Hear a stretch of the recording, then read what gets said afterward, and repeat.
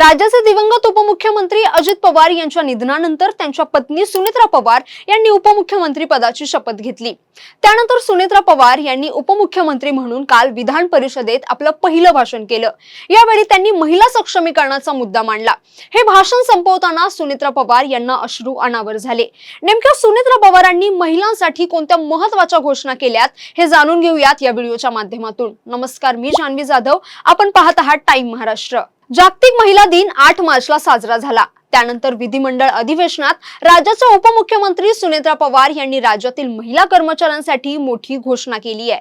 मुंबई महानगर क्षेत्रातील शासकीय महिला कर्मचाऱ्यांसाठी कम अर्ली गो अर्ली म्हणजे लवकर या लवकर जा ही विशेष योजना लागू करण्यात येणार असल्याची माहिती यावेळी सुनेत्रा पवारांनी दिली। या योजनेअंतर्गत मुंबई महानगरातील शासकीय महिला कर्मचाऱ्यांना सकाळी 9:15 ते 9:45 या वेळेत कार्यालयात लवकर येऊन जितक्या मिनिटांनी आधी काम सुरू करतील तितक्याच मिनिटांनी संध्याकाळी कार्यालयातून लवकर निघता येणार आहे। यामुळे साधारणपणे 30 मिनिटांची सवलत मिळणार आहे। या निर्णयामुळे मुंबईतील गर्दीच्या वेळेत महिलांना होणारी असुरक्षितता, प्रवासातील त्रास आणि वेळेची अडचण मोठ्या प्रमाणात कमी होईल। महिलांना घर आणि कार्यालय यांच्यातील संतुलन साधणे सोपं होणार आहे। विधान परिषदेतील विशेष चर्चेदरम्यान अनेक आमदारांनी महिलांच्या सक्षमीकरणाबाबत विशेष सूचना मांडल्या। या सर्व सूचनांचा सकारात्मक विचार करून आवश्यक पावले उचलली जातील असं आश्वासन उपमुख्यमंत्री सुनेत्रा पवार यांनी दिले। आपल्या महाराष्ट्रात हरवलेल्या महिला आणि मुलींचा प्रश्न अत्यंत गंभीर आहे। हा मुद्दा देखील सुनेत्रा पवारांनी अधोरेखित केला। हरवलेल्या महिला आणि मुलींचा शोध घेण्यासाठी राज्यात ऑपरेशन मुस्कान मोहीम राबवली जाते। जुलै 2015 ते फेब्रुवारी 2026 या कालावधीत 14 मोहिमांद्वारे 42,594 बालकांचा शोध घेण्यात आला आहे।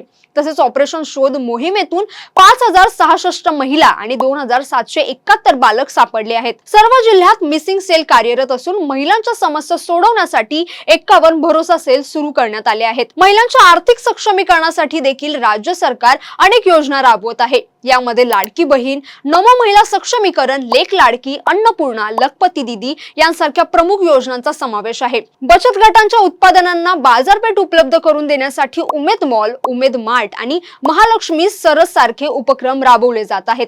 तसेच या उत्पादनांची ऑनलाईन विक्रीसाठी सुविधा उपलब्ध करून देण्यात आली आहे। महिलांच्या सर्वांगीण विकासासाठी राज्य सरकार कटिबद्ध आहे। महिलांना योग्य सन्मान, संधी आणि सुरक्षित वातावरण देणारा समाज घडवण्यासाठी सर्व स्तरांवर प्रयत्न सुरू आहेत। या योजनांमुळे महिलांना अधिक सक्षम आणि स्वावलंबी बनवण्यास मदत होईल असा विश्वास यावेळी उपमुख्यमंत्री सुनेत्रा पवारांनी व्यक्त केला। दुसरा एक महत्त्वाचा मुद्दा सुनेत्रा पवारांनी मांडला तो म्हणजे महिलांना प्रसूती रजा 1 वर्षांपर्यंत घेता येणार आहे। केंद्र शासनाच्या धर्तीवर 180 दिवसांची प्रसूती रजा मंजूर करण्यात आली आहे। प्रसूती रजेनंतर गरज भासल्यास कमाल 1 वर्षापर्यंत वैद्यकीय प्रमाणपत्राशिवाय देय अर्धे वेतन रजा घेण्यासही परवानगी देण्यात आली आहे। मातृत्वाचा सन्मान राखत महिलांना कुटुंब आणि सेवेत समतोल राखता यावा हा या निर्णयामागचा उद्देश आहे असं यावेळी उपमुख्यमंत्री सुनेत्रा पवार म्हणाल्या। विधान परिषदेतलं सुनेत्रा पवारांचं हे पहिलं भाषण होतं। महिलांच्या जिद्दीचं आणि कष्टाचं वर्णन करताना त्यांनी कवयित्री बहिणाबाई चौधरींच्या ओळींचा उल्लेख सुनेत्रा पवारांनी यावेळी केला। त्यावेळी अजित पवारांचं नाव येताच त्या काहीशा भावुकही झाल्याचं दिसून आलं।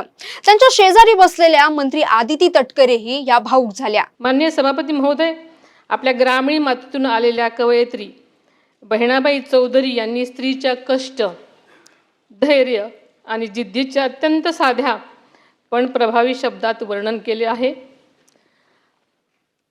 त्या म्हणतात, अरे संसार संसार जसा तवा चुल्यावर, आधी हाताला चटकेत तेव्हा मिळते भाकर। आपल्या सगळ्याला हे माहिती आहे, पण त्यांचा अर्थ खूप खोल आणि सखोल आहे। या ओळीमध्ये स्त्रीच्या सहनशीलतेची, कष्टाची, सृजनशक्तीची ताकद दडलेली आहे। आजची स्त्री अशा जिद्दीने संकटांना सामोरी जात स्वतःचा, कुटुंबाचा आणि समाजाचा विकास घडवत आहे। याच विचारातून महिलांना सन्मान, संधी आणि सुरक्षितता देणारा समाज घडवण्याचा आपला संकल्प अधिक दृढ करूयात असं आवाहन करते आणि आज थांबते। धन्यवाद। जय हिंद, जय महाराष्ट्र। विधान परिषदेतलं उपमुख्यमंत्री सुनेत्रा पवार यांचं हे पहिलंच भाषण असल्याने त्याकडे राजकीय वर्तुळातही विशेष लक्ष लागलं होतं. महिलांच्या प्रश्नांवर बोलताना त्यांनी उपाययोजनांबरोबरच सामाजिक बदलाची गरजही अधोरेखित केली. दरम्यान महिलांच्या सुरक्षिततेपासून ते आर्थिक सक्षमीकरणापर्यंत अनेक मुद्द्यांवर सरकार ठोस पावले उचलत असल्याचा पुनरुच्चार उपमुख्यमंत्री सुनेत्रा पवार यांनी केला. महिलांसाठी जाहीर करण्यात आलेल्या योजना आणि निर्णयांमुळे राज्यातील महिलांना अधिक सुरक्षित, सक्षम आणि स्वावलंबी बनवण्याचा सरकारचा प्रयत्न असल्याचं त्यांनी स्पष्ट केलंय. तर तुम्हाला या योजनांबद्दल काय वाटतं? तुम्हाला हा व्हिडिओ कसा वाटला? आम्हाला नक्की कमेंट करून कळवा आणि अशाच व्हिडिओसाठी टाइम महाराष्ट्राला फॉलो आणि चॅनलला सबस्क्राईब करायला विसरू नका. धन्यवाद.